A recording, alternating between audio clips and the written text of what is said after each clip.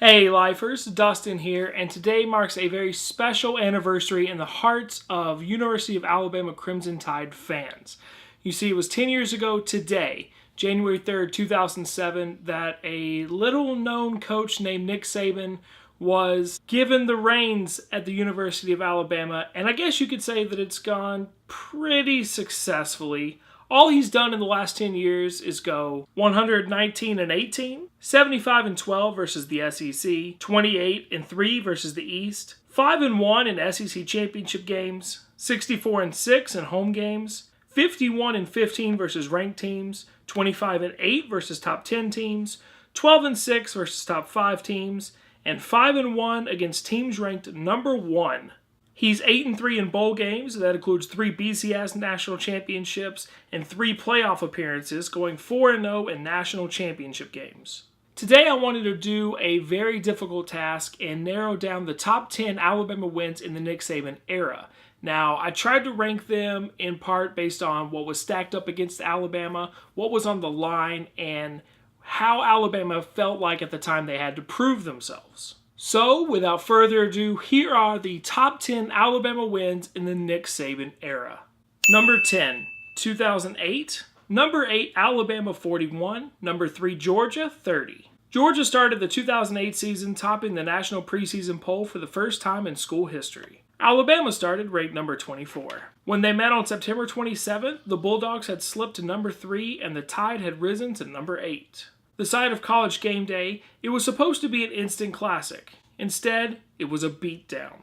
Before a sold-out Georgia blackout crowd, the black uniforms that were supposed to be intimidating instead turned into funeral attire, making strength and conditioning coach Scott Cochran's trash talk prophetic. The Tide scored on their first 5 possessions, capitalizing on an A.J. Green fumble and a Matthew Stafford interception to go up 31-0 at halftime. Georgia made it interesting in the fourth quarter, scoring 20 points, but it was largely over at halftime when Bama took their feet off the gas. This victory announced Alabama had arrived under Nick Saban and would pave the way for an undefeated regular season and 4 weeks, number 1. Number 9, 2013, number 1 Alabama 49, number 6 Texas A&M 42. It's not often under Nick Saban that the Tide has played the role of the Avengers, but the 2013 A&M game was the exception. SEC newcomer Texas A&M and quarterback Johnny Manziel beat the Tide in 2012, in Bryant-Denny, no less. That didn't sit well with this team, who had to watch Johnny Football win the Heisman Trophy, his defining moment coming against the eventual national champions. They went to Kyle Field for revenge. Number 1 Alabama would get everything number 6 A&M had in what turned out to be a wild shootout. It seemed a repeat of the previous year when A&M got up 14-0 on their first 2 possessions, but the Tide rattled off 35 straight points and was up 42-21 going into the fourth. 3 Manziel fourth quarter touchdowns wouldn't be enough and the Tide escaped. A&M and the Tide combined for 1,200 yards, 62 first downs, and plenty of big plays. A.J. McCarron finished with 334 yards and 4 touchdowns, Manziel 464 yards and 5 touchdowns, T.J. Yeldon ran for 149 yards and 1 touchdown, while Mike Evans had an All-American day with 7 receptions for 279 yards and 1 touchdown. Number 8, 2012, number 2 Alabama 42, number 1 Notre Dame 14. Alabama came into the 2013 BCS National Championship game as 8.5-point underdogs to undefeated Notre Dame. The game was never close. The Crimson Tide scored on the first 3 possessions, which would ultimately be enough. Taking a 28-0 beatdown into the half, Notre Dame head coach Brian Kelly on what it would take to fix the game for Notre Dame.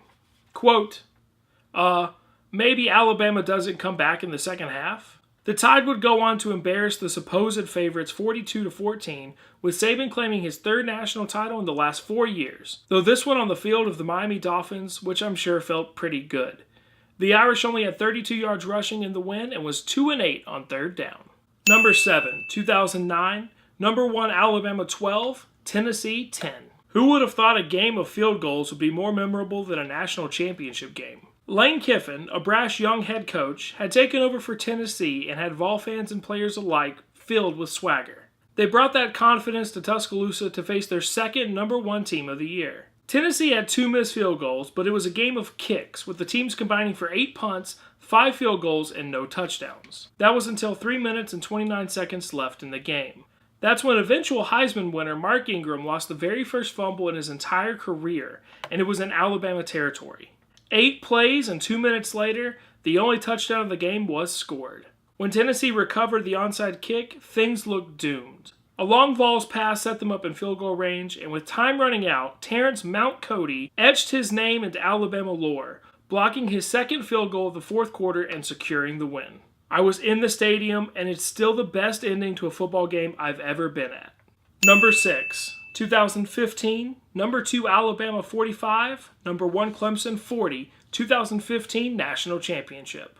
Arguably the best game on this list, I put it here because other games coming up felt like they had more to prove or overcame more adversity. The Tide came in a 6.5-point favorite with a suffocating defense, a Heisman-winning running back, and the best coach in the game. Clemson came in with Deshaun Watson, and what resulted is one of the best national championship games of all time.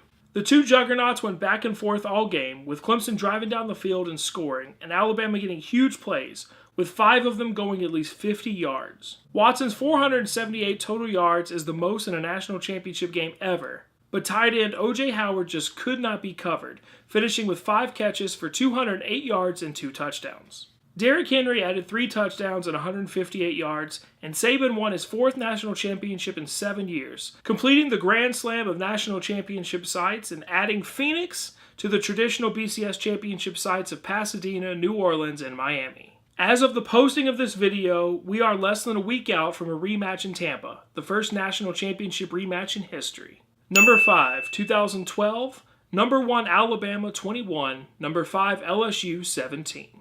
These rivals had a hell of a year in 2011, playing twice in number 1 versus number 2 games, splitting them. The rubber match came in a defensive battle in Baton Rouge. The top-ranked Tide were trying to repeat as national champions, and the 5th-ranked Tigers appeared at the time to be the last challenge to an undefeated regular season. Right before halftime, an A.J. McCarron rush had the Tide up 14-3, but after a missed LSU field goal with 1:34 left in the game, the Tigers held a 21-17 lead. All seemed hopeless. LSU had all the momentum. The Crimson Tide offense had done absolutely nothing in the second half, having 4 punts, all 3 and outs, and a fumble. In 28.5 minutes, they had 49 yards, and A.J. McCarron was 1 for 7 for -1 yard. -1 yard. Then, in the heat of the moment, McCarron found Kevin Norwood a couple of times, and an unbelievable screen pass to T.J. Yeldon went for 28 yards and a score. An Alabama sack as time ran out sealed the victory, and McCarron broke down. Number 4, 2012, number 2 Alabama 32, number 3 Georgia 28, SEC Championship.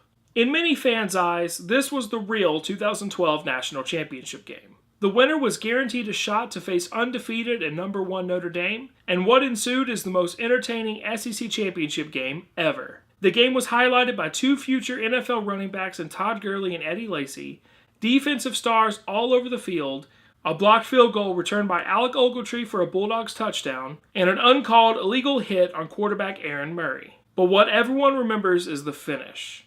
Trailing 28-25 with just over 3 minutes left, A.J. McCarron found Amari Cooper for his only touchdown pass of the game from 45 yards out. Georgia got the ball on their own 15 with a minute left and drove down the field. A completed pass at the Tide 8-yard line should have given the Dogs 2 more shots at the end zone, but Georgia decided not to spike it. Instead, Aaron Murray's ensuing pass was tipped at the line and caught by Chris Conley inbounds as time expired. Ball game. As we've already talked about, Alabama effortlessly beat the Irish for the national championship. Number 3, 2009, number 2 Alabama 32, number 1 Florida 13, SEC Championship.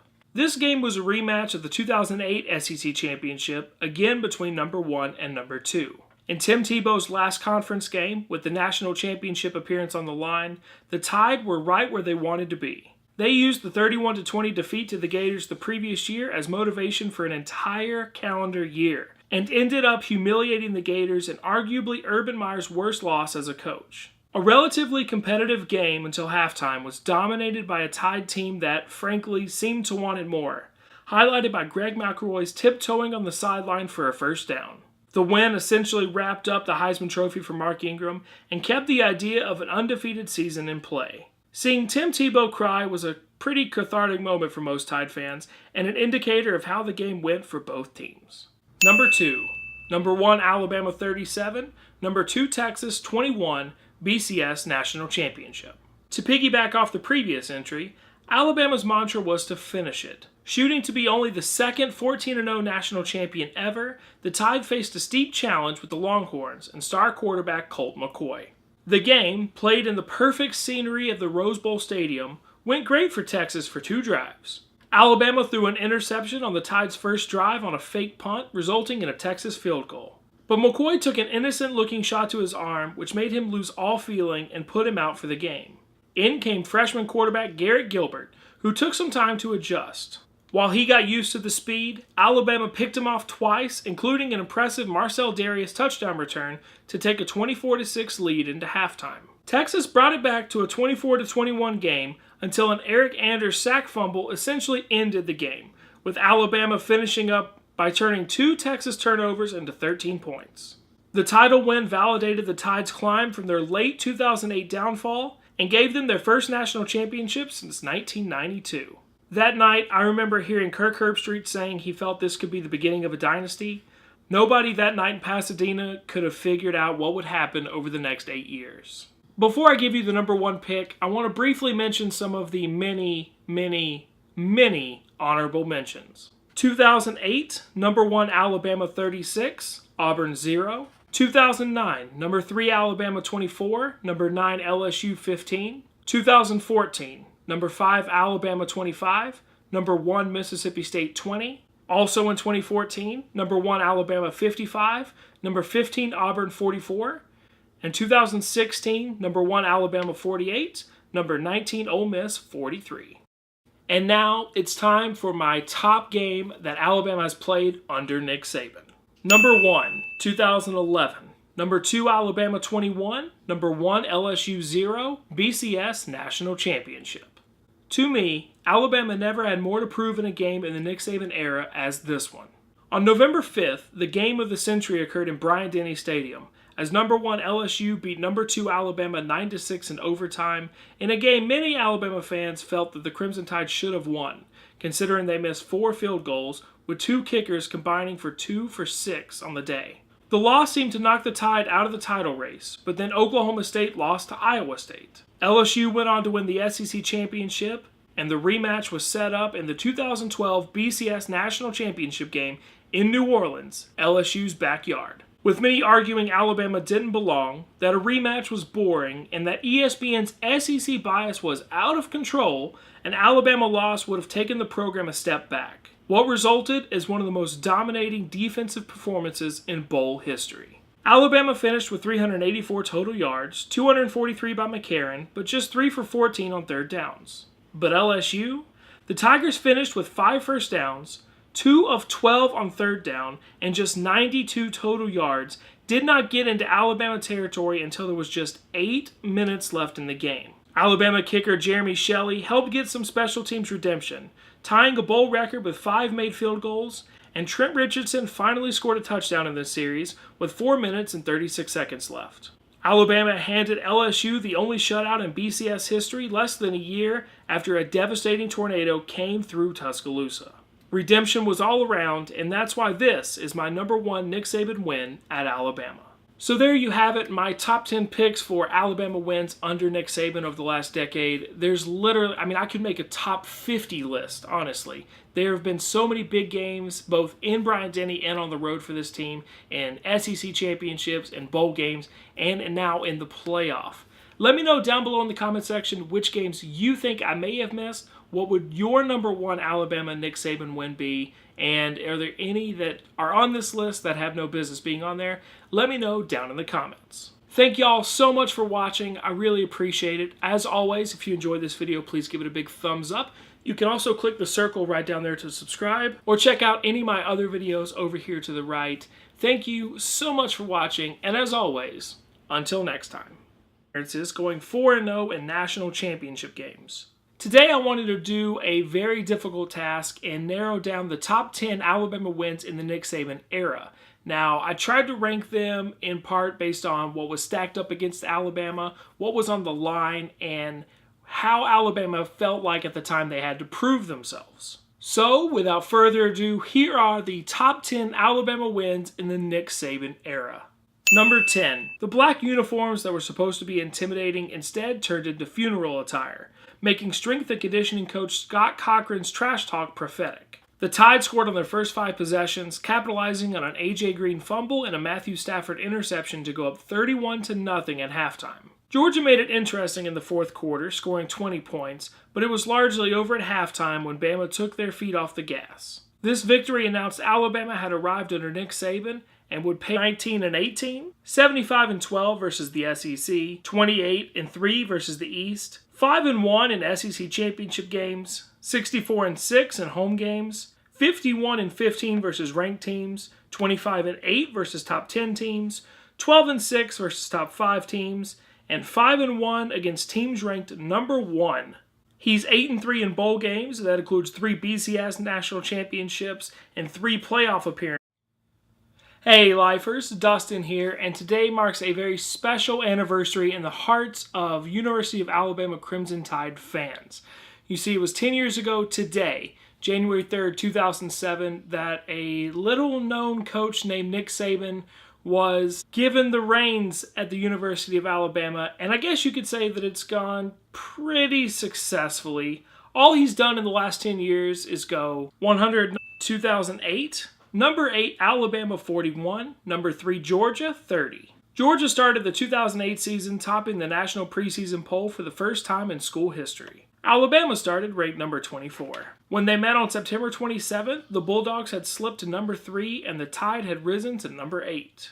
The site of College Game Day, it was supposed to be an instant classic. Instead, it was a beatdown. Before a sold-out Georgia blackout crowd,